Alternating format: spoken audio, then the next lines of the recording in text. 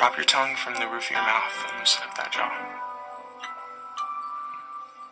And now focus on your eyebrows, let all the tension drain from every muscle around your eye.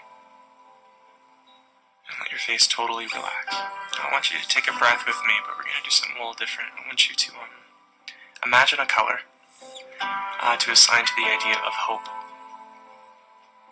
And then I want you to imagine a color assigned to the idea of fear.